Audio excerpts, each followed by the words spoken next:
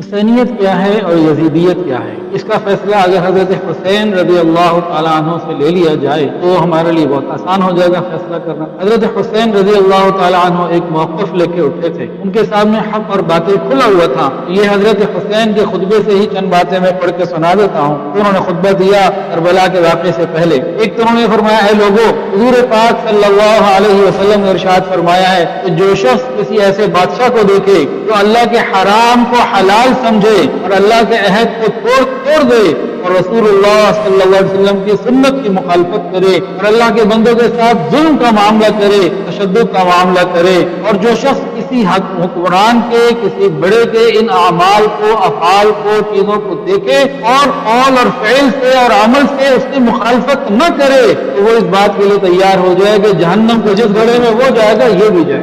آج اگر حضرت حسین کھڑے ہو کے یہ ہمارے بارے میں فرما رہے ہوتے اگر، کیا یہ صحیح نہ تھا؟ غور کیجئے انہوں نے کیا فرمایا۔ انہوں نے کہا کہ یزید اور اس کے حکام نے شیطان کی پیروی کو اختیار کیا ہوا ہے، رحمان کی پیروی کو ترک کیا ہوا چھوڑا۔ کیا آج یہ ہمارے بارے میں ایسا نہیں؟ جو کل انہوں نے یزید کے بارے میں کہا کہ شیطان کی اتباع اور اللہ کی نافرمانی، ہم اپنی زندگیوں میں دیکھیں کہ دن بھر شیطان کی باتوں کو ہم مانتے ہیں اور اللہ کی باتوں کو کتنا توڑتے ہیں۔ حضرت حسین رضی اللہ تعالیٰ عنہ یزیدیت کو کھول رہے ہیں کہ یزیدیت کیا ہے، اور آگے فرمایا زمین میں فساد پھیلاتے ہیں۔ آج ہمارے ملک پاکستان میں فساد کس نے پھیلایا ہوا ہے؟ ایسے کہ بلبوتے کے اوپر، عدالت کے اوپر فیصلے کون خریدتا ہے؟ جج کا قلم آج کون خرید رہا ہے؟ حضرت حسین فرماتے ہیں کہ یزیدیت کیا ہے؟ فرماتے ہیں کہ حدود الہیہ کو معطل کر دیا۔ کیا جب سے میں اور آپ اس ملک میں پیدا ہوئے ہیں کبھی حدود اللہ کو پورا ہوتے ہم نے دیکھا ہے؟ میں نے تو نہیں دیکھا کہ کبھی زانی کو سنسار کیا گیا ہو، شرابی کے اوپر حدود اللہ قائم کی گئی ہوں، یا پھر چور کے ہاتھ کاٹے گئے ہوں۔ یزیدیت کیا ہے؟ حدود اللہ کو معطل کرنا۔ حسینیت کیا ہے؟ حدود اللہ کو قائم کرنا۔ اور حضرت حسین کی اگلی بات سنیے، فرماتے ہیں اسلامی بیت المال کو اپنے ملک بنا لیا، اپنا بنا لیا، اپنی مرضی سے خرچ کرتے ہیں۔ مسلمانوں کے وسائل، مسلمانوں کا پیسہ ٹیکسیشن کے ذریعے آیا، وہ زکوٰۃ کے ذریعے آیا، جو فنڈ ہیں وہ ذاتی چیزوں کے اوپر، من مرضی کے اوپر خرچ کیے جاتے ہیں۔ نہ اللہ کے حکم کو سامنے رکھا جاتا ہے، نہ نبی کے طریقے کو سامنے رکھا جاتا ہے، نہ خوف خدا کو، نہ مظلوم کی مدد صحیح طریقے سے کی جاتی ہے۔ یہ یزیدیت ہے۔ جو کچھ انہوں نے اس زمانے میں کہا تھا وہ آج ہمارے اندر نہیں۔ حضرت حسین آگے فرماتے ہیں رضی اللہ تعالیٰ عنہ، یزید نے اللہ تعالیٰ کے حرام کو حلال قرار دے دیا۔ آج ہم یہ نہیں کر رہے؟ سود کو پروفٹ کا نام کس نے قرار دیا؟ یہ یزیدیت ہے۔ غیبت کو گپ شپ کا نام قرار دینا یزیدیت ہے۔ جھوٹ کو بہانے کا نام دینا یہ یزیدیت ہے۔ اور آگے کیا فرمایا کہ اللہ کے حلال کو حرام کر دیا۔ اتنی چیزیں ایسی ہیں جو شریعت کے اندر حلال ہیں، ہم اس کو عمل میں نہیں لے کر آتے۔ اس کے بعد انہوں نے آگے کیا فرمایا؟ فرماتے ہیں کہ میرا مشن تو حضور پاک صلی اللہ علیہ وسلم کی سنتوں کو زندہ کرنا ہے۔ حضرت حسین نے اہل بصرہ کو بھی خط لکھا۔ اس خط میں کیا لکھا تھا؟ یہ تو واقع کربلا سے چند دن پہلے کی بات ہے۔ آج 1442 ہجری میں کیا یہی نقشہ ہمارے ملک کے خداداد پاکستان میں نہیں؟ حضرت حسین رضی اللہ تعالیٰ عنہ نے اہل بصرہ کے نیک اور بڑے لوگوں کو خط لکھا۔ اس میں کیا لکھا؟ آپ لوگ دیکھ رہے ہیں کہ میرے نانا کی سنتیں مٹ رہی ہیں، بدعات پھیلائی جا رہی ہیں، میں تمہیں دعوت دیتا ہوں کتاب اللہ اور سنت رسول اللہ کی حفاظت کرو اور اللہ کے احکام کو پورا کرنے کی کوشش کرو، اس کو نافذ کرنے کی کوشش کرو۔ حسینیت اتباع سنت کا دوسرا نام ہے، حضور پاک صلی اللہ علیہ وسلم کے نقش قدم پر چلنے کا نام ہے۔ اور یزیدیت رسوم و رواج پہ چلنے کا نام ہے، من مرضی پوری کرنے کا نام ہے، اللہ کے حکم کو توڑنے کا نام ہے، نبی کی سنتوں کو چھوڑنے کا نام ہے۔ کیا ہم یہ سب کچھ نہیں کر رہے؟ اگر حسینیت اور یزیدیت کو ہم ایک سوچ سمجھیں اور اس بات کو غور کریں کہ حضرت حسین رضی اللہ تعالیٰ عنہ نے جو اپنی مبارک زبان سے یزیدیت کو کھول کے بیان کیا، کیا آج وہ میرے اور آپ کے گھروں میں اور ہمارے معاشرے کے اندر وہ چیزیں موجود نہیں؟ ہمیں اس سے توبہ طائب ہونے کی ضرورت ہے۔ حضرت حسین رضی اللہ تعالیٰ عنہ نے اس مبارک ماں کی گود میں پرورش پائی، سیدہ فاطمہ الزہرا رضی اللہ تعالیٰ عنہا۔ انہوں نے اپنی وفات سے قبل کیا اہتمام کیا تھا؟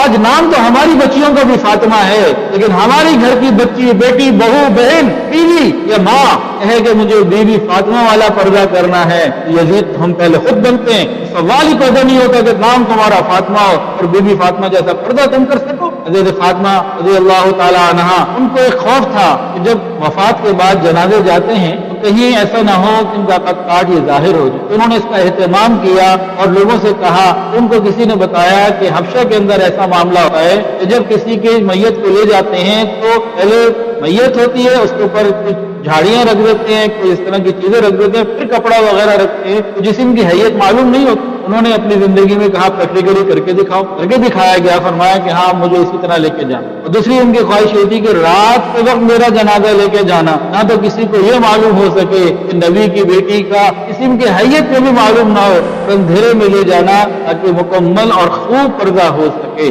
وہ خاتون جنت جس نے زندگی بھر نامحرم سے دیکھنے سے پرہیز کیا، آج ہم اپنی ماؤں بیٹیوں کے بہنوں کے نام اسی نام پر پاتے ہیں، لیکن وہ اعمال نہیں ہم پاتے جو اس فاطمہ نام کی لاج رکھنے والے ہوں۔ اگر قیامت کے دن سیدہ فاطمہ زہرا رضی اللہ تعالی عنہا نے ہماری ان عورتوں کے اوپر مقدمہ کر دیا کہ نام تو تم نے میرا استعمال کیا، نام تو تم نے میرے نام پہ رکھا، لیکن کام تم نے ایسے کبھی نہ کیے، ایسا پردہ تم نے کبھی نہ کیا، ایسی اولاد کی تربیت کبھی نہ کی۔ ہمیں ان باتوں کو بھی غور کرنے کی ضرورت ہے۔ حضرت امام حسین رضی اللہ تعالی عنہ کے مقاصد کیا تھے؟ ان مقاصد کو حضرت مفتی محمد شفیع رحمۃ اللہ علیہ نے اپنی کتاب شہید کربلا میں بہت واضح طریقے سے لکھ دیا ہے۔ حضرت لکھتے ہیں، فرماتے ہیں کہ واقع شہادت کو شروع سے لے کے انسان آخر تک پڑھے دیکھے۔ حضرت حسین رضی اللہ عنہ کے خطوط اور ان کے خطبات کو جب پڑھے اور دیکھے تو یہ محسوس ہوتا ہے کہ کتاب اور سنت کے قانون کو صحیح طور پر رواج دینا یہ ان کا مقصد اول تھا، کہ اللہ اور اس کے رسول کے طریقوں کو، اللہ کے حکموں کو، نبی کے طریقوں کو رواج دینا۔ دوسری بات، اسلام کے نظام عدل کو قائم رکھنا، قائم کرنا۔ تیسری بات، خلافت کو قائم کرنا، آمریت اور ملوکیت کو بدعت سمجھتے رہے اور اس کے خلاف لڑتے رہے، اسلامی حکومت مزاج نبوت کے مطابق۔ اس کے علاوہ حق کے خلاف کوئی بھی آ جائے باطل، اس کے پاس زور کتنا ہو اور زر کتنا ہو، اس کے پاس وسائل کتنے ہی کیوں نہ ہو اور قوتیں کتنی ہی کیوں نہ ہو، اس سے ڈرنا نہیں، سے جھکنا نہیں، یہ حسینیت ہے۔ اور اس کے علاوہ فرماتے ہیں کہ حق کے لیے اگر موقع آ جائے، وقت آ جائے، اپنا جان، مال، اولاد سب کچھ اپنے آپ کو بھی قربان کر دینا، اور اس حال میں جتنی پریشانیاں اور غم آئیں، تکلیفیں آئیں، اس میں پھر بھی اللہ کا شکر گزار رہنا، اللہ ہی کی طرف رجوع رکھنا۔ ان کے تمام خطوط اور خطبات میں یہ بات بہت ملتی ہے کہ اللہ ہی کی طرف رجوع رکھا اور آخر تک رکھتے رہے۔ ابھی اس سے پہلے مفتی صاحب اس کو بیان فرما چکے ہیں کہ میدان کربلا میں اولادیں ذبح ہو چکی، زمین کے اوپر کہیں جگہ نہیں مل رہی، پانی ہے نہیں،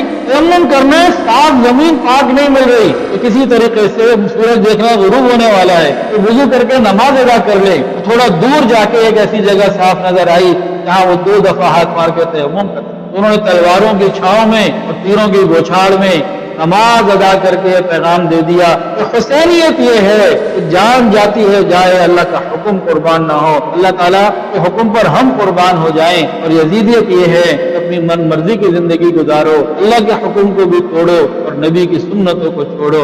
حسینیت اور یزیدیت ہم اس کا خود فیصلہ کر لیں۔ حضرت حسین رضی اللہ عنہ کی بتائی ہوئی باتوں کے اندر ان کی تشریح کرتے ہوئے ہم اپنے حالات کو دیکھیں، بہت واضح ہو جائے گا۔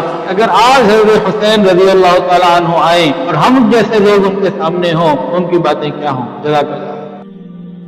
جو کچھ سنا گیا اللہ اس پر عمل کرنے والا اور آگے لوگوں تک پہنچانے والا بنائے۔